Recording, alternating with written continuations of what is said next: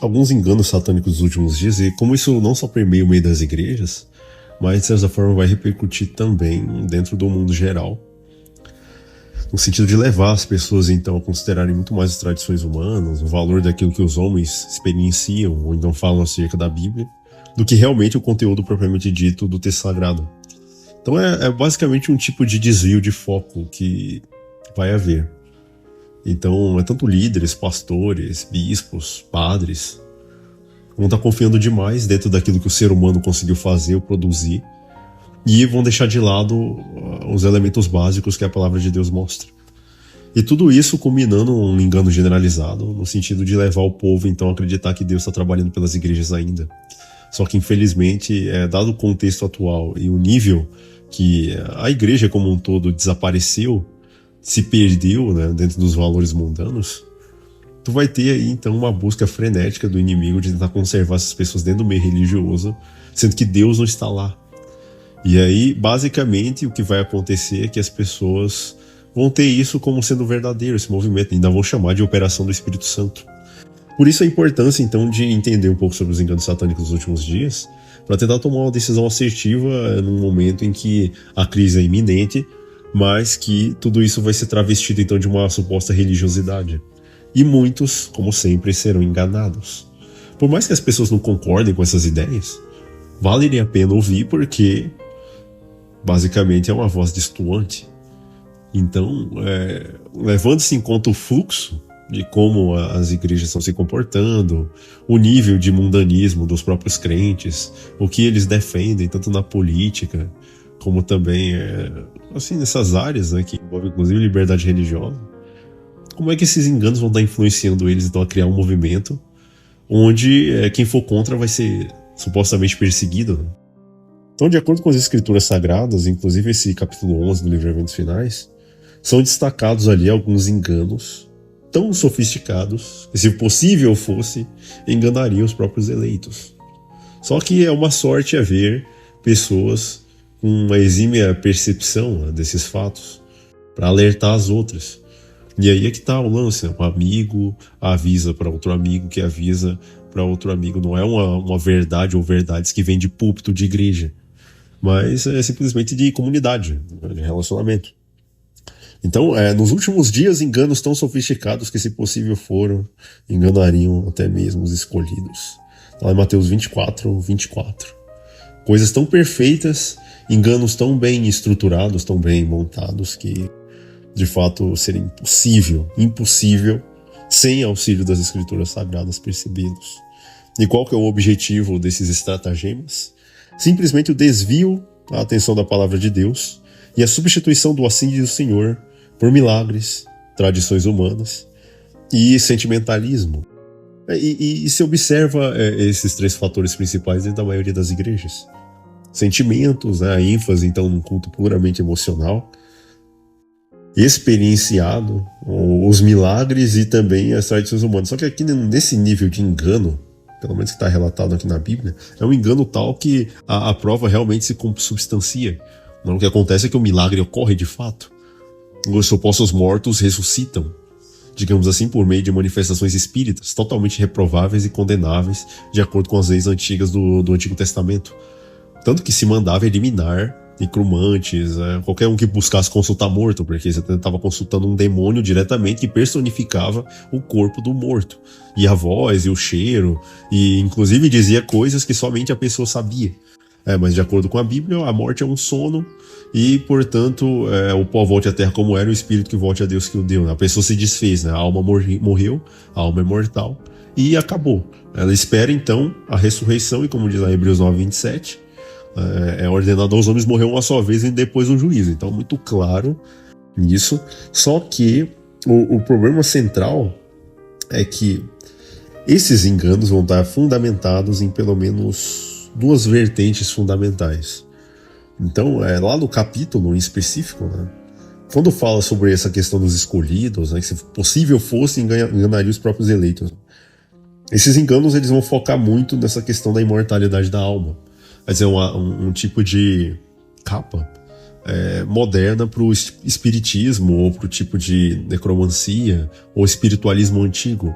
Quer dizer, tudo aquilo que se fazia no passado vai voltar de uma forma bem alarmante. E já está, de fato, acontecendo no mundo atual. Só quem não quer ver, que não está enxergando. Porque aí você tem, então, pessoas que estão crendo que os mortos estão vivos. Uma série de filmes que abordam esse tipo de tema de uma forma bem leviana, dando a impressão para o público que de alguma forma as almas das pessoas continuam vivas em algum outro plano, ou que isso pode ser acessado de alguma maneira. Muita propaganda em cima, essa questão de vida após a morte. E tudo por quê? Porque esse depende desse engano principal para levar as pessoas a aceitarem os outros. Entende? Essa questão do espiritismo moderno. A aparência de piedade, onde os demônios, professando então a fé em Cristo e fé na Bíblia, eles então aparecem para as pessoas, e essas pessoas enganadas demonstrarão respeito por instituições de igreja que têm como seus líderes travestidos entidades malignas. Então é um tipo de engano assim, que a pessoa vai estar achando que vai estar seguindo um líder, um pastor, ela está seguindo diretamente uma entidade satânica. Qualquer outro tipo de demônio aí com mais poder, ele pode transitar facilmente dentro das igrejas, que eles dizem que Cristo está lá, né? Mas se sabe biblicamente, de acordo com o Apocalipse, que Cristo não se faz presente dentro de uma condição de igrejas laodiceanas, né, de Laodiceia, igrejas que frio e quente, né? Não, é morno o negócio. E ali eles têm passe total, porque são instituições em que temos aí uma condição, né, de que elas são moradas de demônios e covil de toda espécie de ave imunda e detestável, né, como está aí em Apocalipse 18. Por isso o chamado do povo para sair dessas instituições, sair da igreja, sair da Babilônia, justamente para não se contaminar com seus enganos, porque ficando lá é cúmplice dos atos que se praticam. Então, qual que é basicamente a primeira etapa, né? O foco, então, no espiritismo, o foco na imortalidade da alma. Ele depende disso, o demônio, para poder levar as pessoas, então, quando algum parentezinho aparecer, algum tipo de manifestação espiritual, a pessoa crê piamente, por meio da manifestação física, de que o que está sendo dito é verdade. E aí você imagina que Satanás, ou então algum outro tipo de entidade, aparece numa igreja em formato de anjo de luz e diz que, por exemplo, mudou do sábado para o domingo. Nessa hora, todos vão acreditar que de fato o domingo é o dia do Senhor. Porque a entidade X que apareceu para eles, que eles imaginam que é um anjo, ou que é algum tipo de poder, de criatura vinda de Deus, né, ele simplesmente disse então que alterou. E aí, com base então na autoridade da manifestação, as pessoas crerão, acreditarão. Tá? Quando é totalmente diferente da experiência do deserto, que quando o Satanás apareceu para Jesus em forma de anjo de luz, ele só percebeu quem era por causa das palavras que foram ditas. Se tu és o Filho de Deus. Manda que essas pedras se transformem em pães. Tá? Então ele ouviu essa sentença, se tu és o Filho de Deus, um questionamento. E ninguém questiona uma verdade absoluta como essa. Como é que ele está questionando? Ele percebeu quem era, olhando além da decepção e além das aparências. Foi o único jeito de identificar. Agora, uma pessoa comum, normal, vai aceitar. Não tem só poder para não resistir, né?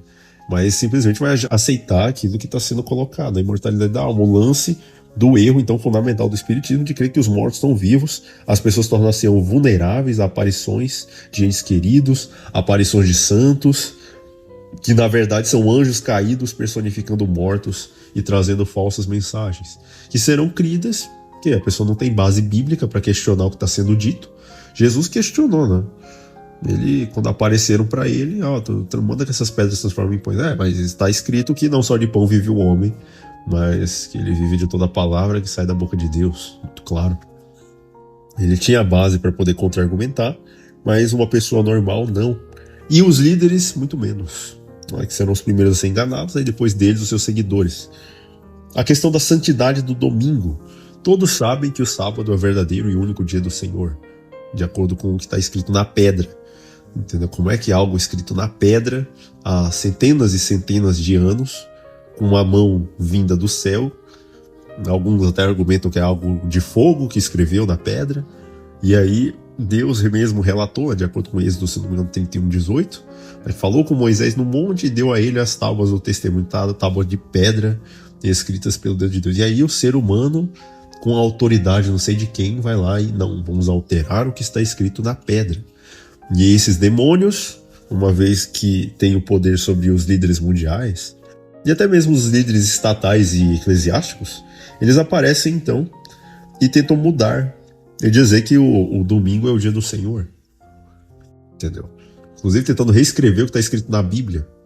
Na Bíblia, a expressão em grego aqui é tal, e aí já associa ao domingo, quando que no restante de toda a Bíblia o dia do Senhor é o sábado. E ponto. Então, para anular algo que foi feito lá atrás, é preciso usar estratagemas novos.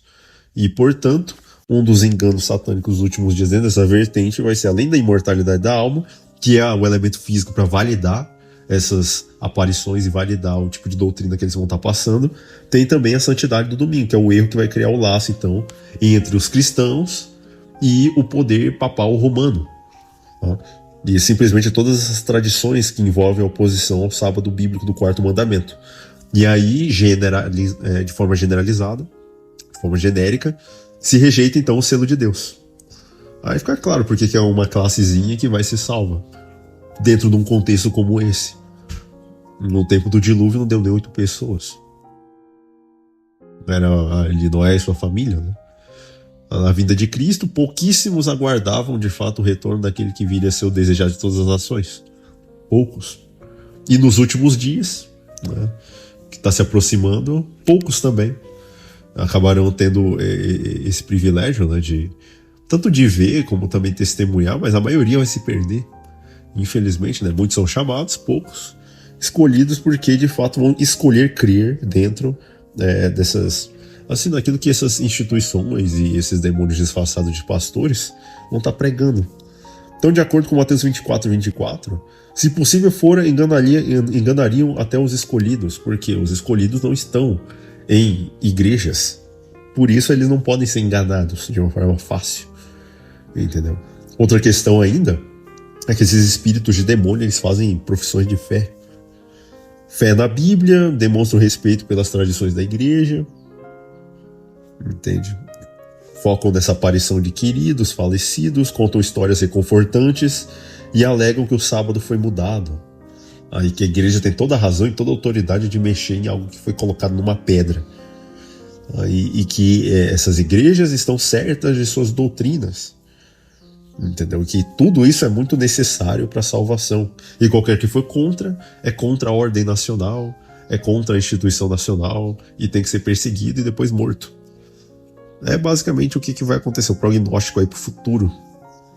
Falsos milagres, falsos prodígios, né? A Bíblia adverte em Apocalipse 13:13 que o inimigo fará até mesmo descer fogo do céu. Curas miraculosas. Até no livro de Tessalonicenses, né, diz que a vinda do iníquo é segundo a eficácia de Satanás com todo o poder, sinais e prodígios da mentira. Então, para entrarmos num contexto como esse, vai ser algo realmente bem fascinante de ver, porque as curas serão reais, cura de doenças, né, que o próprio inimigo coloca nas pessoas, e tudo para ganhar a confiança das multidões e provar que suas mensagens são divinas. Então, ele vai tomar conta literalmente do mundo cristão. Muitos não acreditam nisso, mas é só ver como é que as coisas estão em âmbito geral. Não precisa simplesmente uma elucubração muito grande para ligar um ponto no outro. Agora, a outra questão também é a personificação de Cristo. Isso aqui é que vai sacramentar, digamos assim, o nível do engano, porque aí será irresistível. Então, basicamente, o engano mais terrível e mais convincente, o falso advento de Cristo. Até no livro Verdade sobre os Anjos é comentado isso, que Satanás personificará a vinda de Jesus.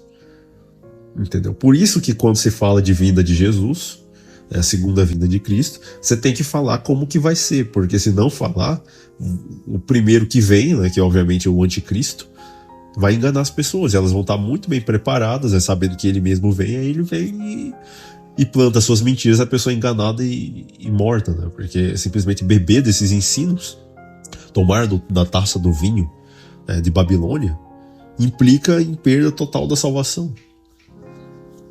Então as pessoas elas não vão estar atentas. Se elas não conhecerem de fato como Cristo vem de acordo com as Escrituras, serão pegas e enganadas facilmente. Nesse sentido, então, da personificação. Então o falso advento, onde o próprio Satanás personificará Cristo, aparecendo então como um ser majestoso, de brilho deslumbrante, e vai aparecer em várias partes da terra. Ele vem com a voz melodiosa, repetindo palavras que Jesus disse na terra. No entanto, vai afirmar categoricamente que mudou do sábado para o domingo. Ele vai falar taxativamente, foi mudado, aí eu mudei porque com base na minha ressurreição, sendo que a própria Bíblia diz que Jesus não veio para alterar, ou mudar, ou revogar a lei nenhuma, mas veio cumprir até que o céu e a terra passem, nenhum tio ou J, se eu me tirar da lei, até que tudo se cumpra. De fato, ele cumpriu, né? E aí permanece aí para os discípulos continuarem observando essas leis, assim como os seres santos no céu continuam também. Entende? Só que o Satanás vai dizer, eu mudei. Como as pessoas veem ele como Cristo, vindo nas nuvens do céu. Vai ser fácil de enganar os trouxas. Muito fácil. E aí eles vão aceitar. Vão aceitar essa mensagem de que o sábado foi mudado para o domingo. E se ordenará a semelhança do que Nabucodonosor fez lá na planície de Dura, que todos santifiquem a imagem da besta. Que vai ser aí a instituição do primeiro dia da semana, como o standard idolátrico romano, em Terra Santa. Quem nem entenda, né? Mas de fato, o primeiro dia da semana será ordenado juridicamente à obediência, e aqueles que não guardam o domingo estarão prevaricando, indo contra, né, as leis dos homens, as leis do Estado, né, vamos colocar assim. Vai ser muito simples de enganar essas pessoas. Elas já estão num frenesi em torno da busca do Espírito Santo, né? Inclusive vários movimentos carismáticos, vários outros tipos de movimentos se unindo, né, em torno da glossolalia, que é o dom de línguas, uma série de outras doutrinas comuns, como a doutrina da Trindade, né, que nega a existência de que Deus é o Pai de Jesus Cristo e Cristo é o Filho literal de Deus. Então é basicamente uma crença básica sendo negada assim, de uma forma bem veemente, só que muito bem velada filosoficamente falando. E vai ser muito tranquilo assim de enganar. As pessoas vão comprar essas ideias de uma forma muito boa. E ainda tendo todo aquele artifício, aquela pirotecnia real de fato que esses demônios personificados trazem. Então assim, as pessoas deveriam pensar mais sobre como elas deveriam estabelecer estratégias de se defender disso. Porque serão coisas visíveis. E até os ateus mesmo vão ter que acreditar, porque eles não querem acreditar naquilo que não veio, né? Mas quando vê, de fato, aí vão se tornar os mais ferrenhos defendedores, né, desse novo sistema de nova ordem mundial, onde você vai ter o Estado, os líderes políticos, uma boa parte sendo demônios personificados, uma boa parte também de líderes religiosos do mesmo propósito, e aí está montado o cerco contra o povo de Deus, que será fiel, né, obviamente, aos mandamentos de Deus e vai manter a fé de Jesus. Então, assim, são coisas que devem ser projetadas para o futuro. E para se proteger disso, a única salvaguarda é o estudo correto das Escrituras. Tá? Um conhecimento extremamente profundo. Ninguém, a não ser os que fortalecem o espírito com as verdades bíblicas, poderá de fato resistir no último grande dia, ou no último grande conflito, de acordo com o próprio livro Grande Conflito, na página 593. Unicamente a Bíblia. Até mesmo os escritos de Ellen White vão ser usados de uma forma deturpada, para favorecer ponto X, Y, Z. Por isso que ela mesma já adverte, é Bíblia. Não venham atrás dos meus escritos, porque para esse tipo de engano, somente estabelecidos firmemente dentro de verdades bíblicas é que vocês de fato vão conseguir obter a vitória. Porque muita coisa de Ellen White tem sido tirada de contexto. Muita coisa de Ellen White tem sido adulterada ao longo dos anos. E já não é da década de 50 para frente, entendeu? Que isso já vem sendo feito. Declarações aqui e ali, alguns termos em inglês foram mudados, né, de tradução. Um termo como Godhead, por exemplo, que significa divindade, vai lá e simplesmente é substituído por Trinity, ou Trindade, não? Quer dizer, se tem a palavra em inglês, por que ela usa uma e não usa outra? É porque foi alterado ao longo do tempo. Uma versão muito suave. Você pegar o Grande Conflito de 1888, uma linguagem bem pesada e bem assertiva, né, em torno das religiões e das igrejas. Hoje em dia é uma linguagem suave. Até tiraram uma boa parte do livro, né, entregando um livrinho lá chamado Grande Esperança, que é bem pequenininho, não traz as verdades de fato do jeito que deveriam ser trazidas, porque o livro grosso lá tem umas 700 páginas mais ou menos, onde ela vai detalhar tudinho. Pegar o panorama religioso e toma aqui, ó, tá tudo detalhado aqui para vocês, o que vai acontecer. E vocês acreditem se quiser, ou então ponham suas contas em risco. Tá? Mas a parte dela que foi escrever aquelas duras penas, simplesmente colocar todos esses elementos inspirados divinamente por seres humanos, já foi feito. Agora resta as pessoas aceitarem ou não as orientações dadas. Então, assim, se ela mesma está falando que a Bíblia e a Bíblia só, é porque é desse jeito. É a única maneira de fato, verter e acabar com esses enganos satânicos esses dias. Então, os mortos aparecem e falam. Na hora que o morto aparecer, assim, quem estuda de fato vai perceber que não se trata de um parente. O parente está morto. O pó voltou à terra como era, o espírito a Deus que o deu. Não é parente nenhum falando, é um demônio personificado. Um demônio personificado. Domingo não é dia sagrado. Em nenhum lugar da Bíblia fala que o domingo deve ser santificado em honra à ressurreição de Jesus. Isso aí é pura construção filosófica que enfiaram lá no meio daquele texto. Se a pessoa quisesse realmente celebrar a ressurreição de Cristo, ela se batizaria. Entendeu? Porque assim como Cristo morreu e ressuscitou, assim também convém que aqueles que aceitam de fato o sacrifício dele morram para o pecado e tenham seus pecados sepultados nas águas, e assim eles saem por uma novidade de vida. Da mesma forma que Cristo. Então, assim, é uma coisa que tá claro, mas subvertem isso aí, não. Enfia o domingo aqui, ó. Que o domingo nada mais é, biblicamente, do que o primeiro dia da semana. Primeiro dia da semana. O resto é construção, é muita propaganda, é muito marketing em cima durante centenas e centenas de anos. Mas, assim, diz o Senhor, nada. Entende? Se sabe isso, tá? Em oposição, obviamente, ao sábado do Senhor Deus, né, de acordo com Êxodo 20, versículo 10. Então a verdade bíblica é muito clara. Os mortos não sabem coisa nenhuma, tá? Sua memória jaz no esquecimento. E aí o sábado é o dia de fato do Senhor. E também essa questão de que um dos enganos é que quando ele vier, no caso Satanás personificando Jesus, ele aparece na terra, né? E curiosamente, de acordo com 1 Tessalonicenses 4, 16 e 17, Jesus Cristo, quando vier de fato, todo olho verá no céu, ele não toca o chão. Então são pontos que têm que ser considerados nesse sentido.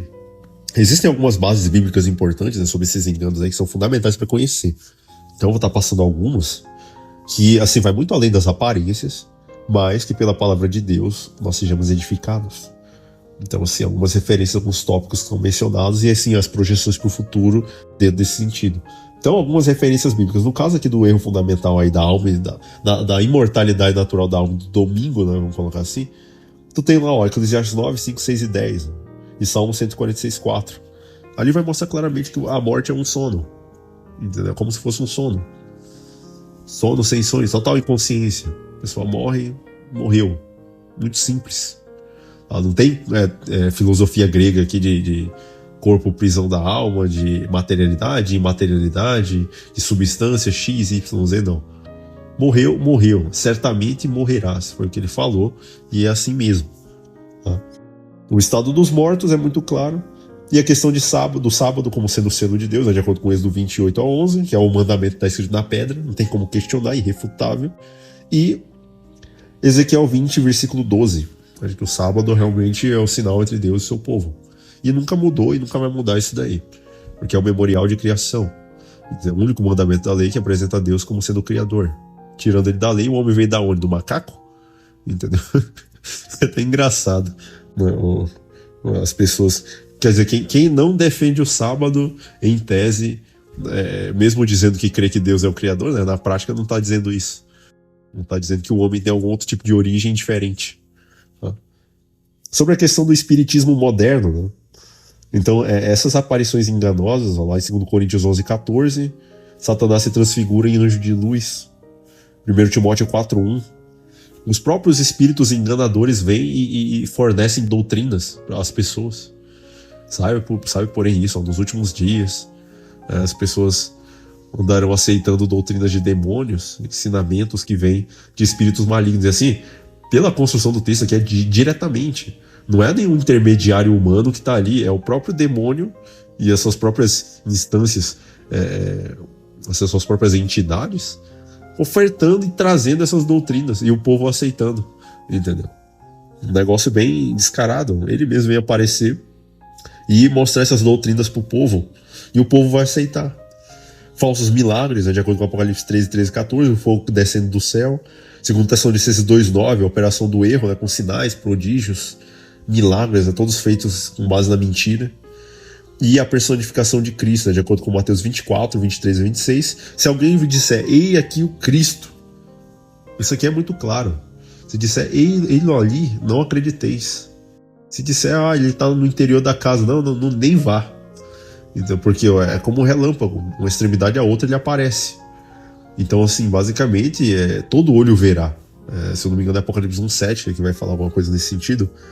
Então, é importante conhecer a forma da volta de Jesus.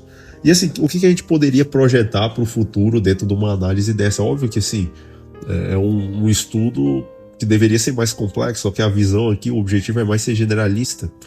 Então, que tipo de perspectivas para o futuro? Primeiro, a união religiosa, que já está sendo feita, e muito bem feita.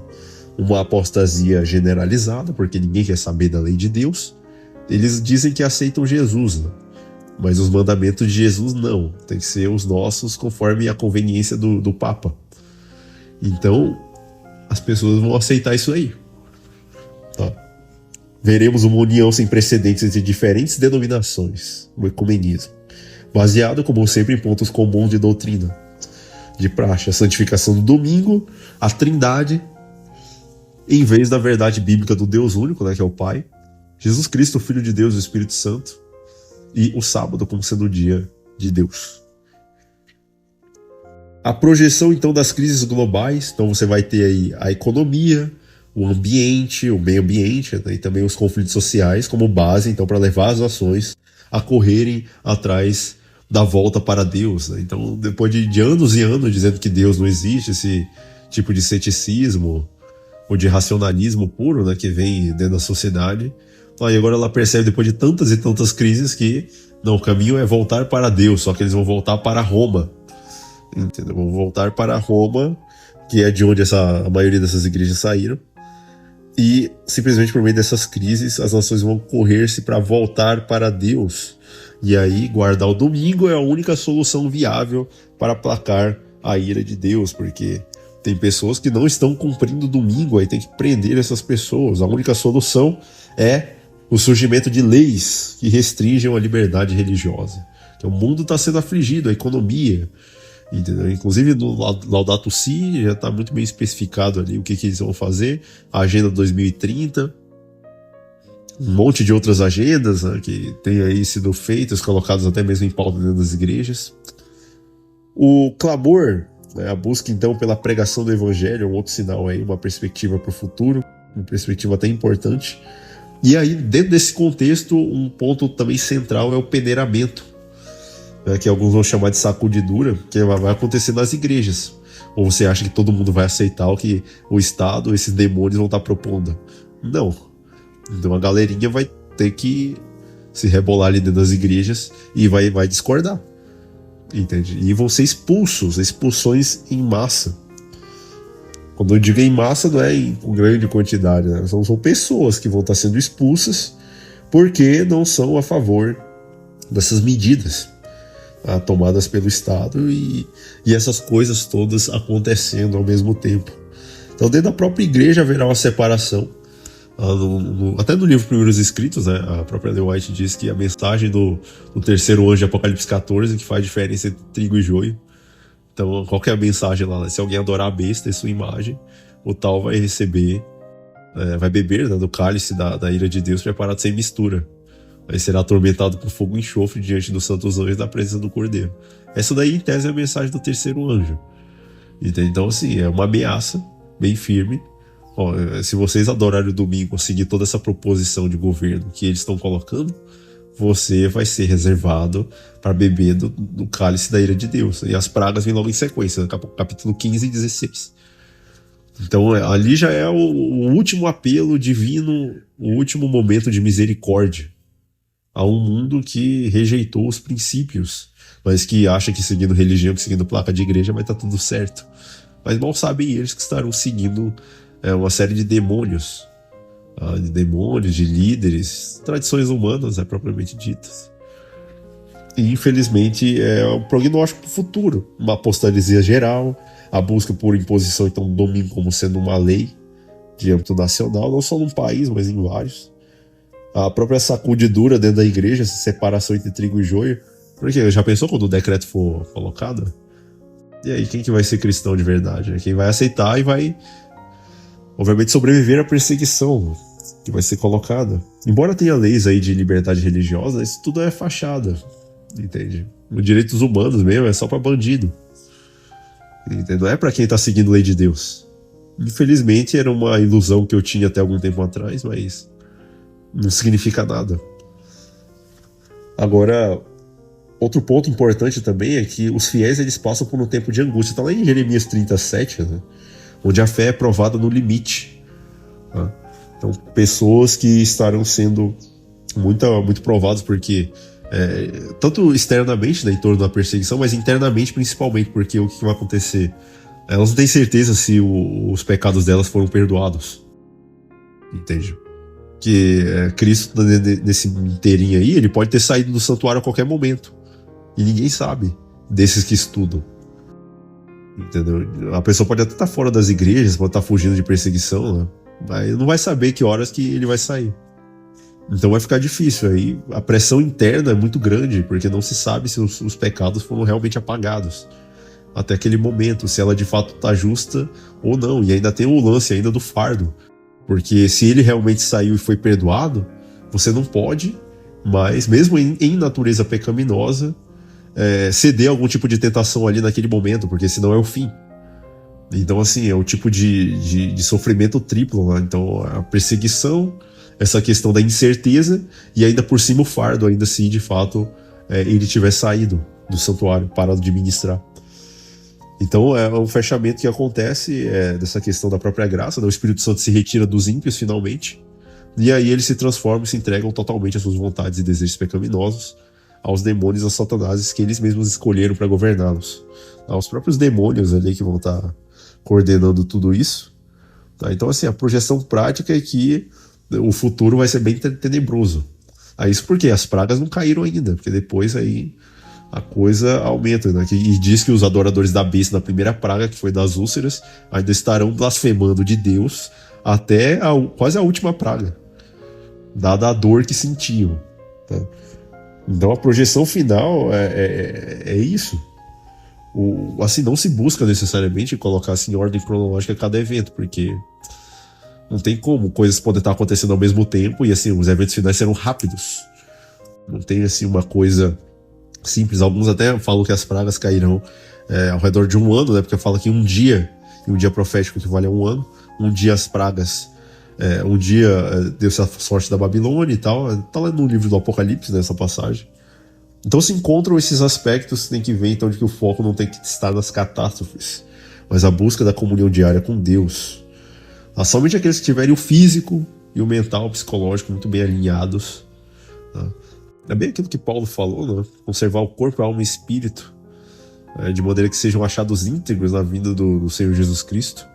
Pessoas aptas, não só nessa parte física, né? Aptas a sobreviver, mas a buscar, de uma melhor forma espiritual, estar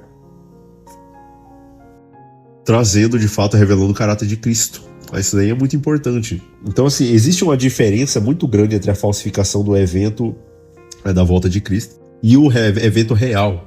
Aí eu vou estar colocando aqui basicamente alguns pontos aqui que deveriam ser... Eu acho que deveriam ser colocados mais nas igrejas, né? Mas o sistema lá é outro, né? Então aqui, a falsa versus a verdadeira volta de Cristo. Vamos pegar aqui primeiro o aspecto da localização. A verdadeira volta de Jesus, de acordo com o Apocalipse 1:7, diz que todo olho verá. Então, se todo olho verá, a Terra é um geóide, né? Então, de alguma forma, Deus vai fazer com que todos vejam Cristo vindo das nuvens do céu. A princípio ele vem com uma nuvem, né, do tamanho da mão de um homem, mais ou menos, aí depois vai se aglomerando mais, né? Então a localização, não é simplesmente todo olho verá, então ele se manterá no ar. Agora, a falsa volta, que é essa personificação satânica, ele vai aparecer em diferentes lugares. É por isso que Cristo vai afirmar, né? Lá em Mateus 24, 26. Estão dizendo que Cristo está ali. Não acrediteis. Ele no interior da casa. Não vades. Né? Não é preciso ir. Entendeu? Não acredite. Então todo olho verá, é a verdadeira. Alguns o verão, né? Pode ser até que use esses métodos televisivos, né, para tentar fazer ele aparecer em vários lugares ao mesmo tempo, mas não é a mesma coisa que todo olho verá de Apocalipse 1:7. Questão do contato físico agora, comparando as duas. A volta de Jesus verdadeira, ele fica nos ares, ele não toca no chão, não toca em ninguém. Os salvos são arrebatados e encontrados com ele, e de fato são arrebatados para encontrá-lo nos ares, de acordo com 1 Tessalonicenses 4:17. Então é muito simples. Tá? No caso desse Cristo falso aí que vem, ele caminha entre os homens, abençoa, cura os doentes. Então, as pessoas que realmente não estudam a Bíblia vão ser enganadas assim, de uma forma bem magistral. Porque se tu tem um evento que ele vai continuar no ar e é tu que vai ser arrebatado, se você for, né, tem isso. Daí será um evento verdadeiro. Então ele não toca no chão. Outra questão é que, de acordo com o livro de Malaquias, ele vem em forma de fogo, né? O livro de Mateus vai dizer que ele vem na glória do Pai. Inclusive o próprio Mateus 24 vai dizer que Cristo vem também com todos os anjos do céu. Aí fazendo intertexto com Apocalipse 8, que vai falar que houve silêncio no céu por meia hora. Então todos os anjos do céu virão juntamente com Cristo e seu Pai. Então vai ficar muito claro no dia, né? Porque esse Cristo falso, ele pode até dar uma aparição, né, de que está vindo com vários anjos ali, mas não é na totalidade que tem aqui a volta de Cristo verdadeiro. Tá? Outra questão também é que nessa falsa volta ele aparece como uma figura majestosa e solitária de brilho ofuscante, tá? Enquanto Cristo vem, de acordo com Mateus 25:31, então com todos os anjos com ele. E outra questão é que o céu se enrola como um pergaminho. Então nós temos essa desfeita do céu, mas a vinda de todos os anjos com Cristo. A falsa simula então a aparição de mortos, né? Então você vai ter um monte de demônio personificando os mortos quando o Satanás quiser personificar, né, a volta de Jesus. Então assim, vai ficar muito claro, né? As pessoas vão observar ali os seus entes queridos vindo e tal, mas não é uma ressurreição real. Uma aparição, a personificação ali dos parentes das supostas vítimas, e uma simulação, enquanto que, de acordo com 1 Tessalonicenses 4:16, quando Cristo vier, os mortos ressuscitarão e os vivos serão transformados. Tá? Então os que morreram em Cristo ressuscitarão primeiro. E aí é uma ressurreição de verdade, as pessoas com o corpo glorificado. Tá certo que elas ressuscitam com a mesma altura, né, que elas morreram, mas só que o corpo é perfeito, entendeu? Então a pessoa morreu de câncer lá, vai tá com a pelezinha de bebê.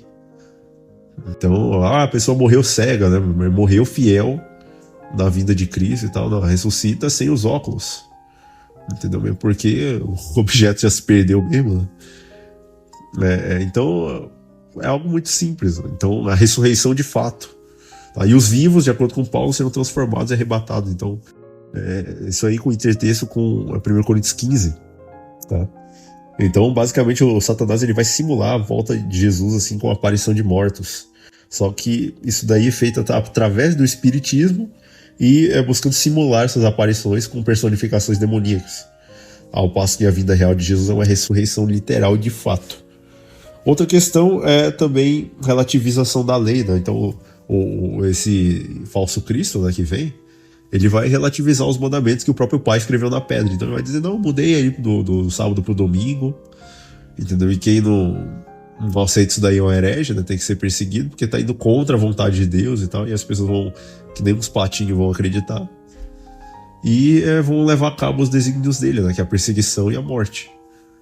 Então esse aí é o Cristo, né? Ele vai relativizar a lei de Deus. Tem muito pastor que gosta de fazer essa relativização e vai abraçar também direitinho, seus membros também. de igreja, né?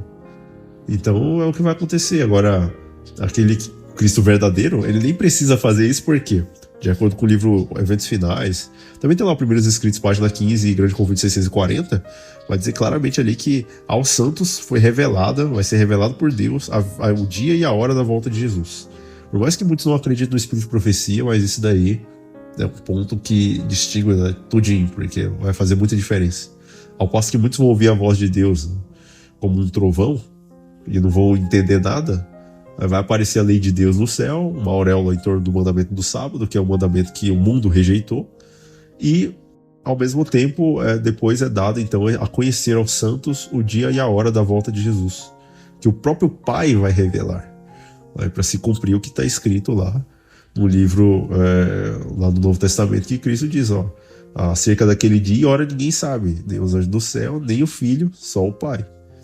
Então vai estar claro esse ponto aí, porque enquanto o falso Cristo relativiza a lei, o verdadeiro Cristo, ele busca e vem buscar os que guardam os mandamentos de Deus e têm a fé de Jesus. Está lá em Apocalipse 14, 12, 12 e 17. Então, muito simples. Um vem detonar com a lei, né, relativizar, não, mudei aqui, ó.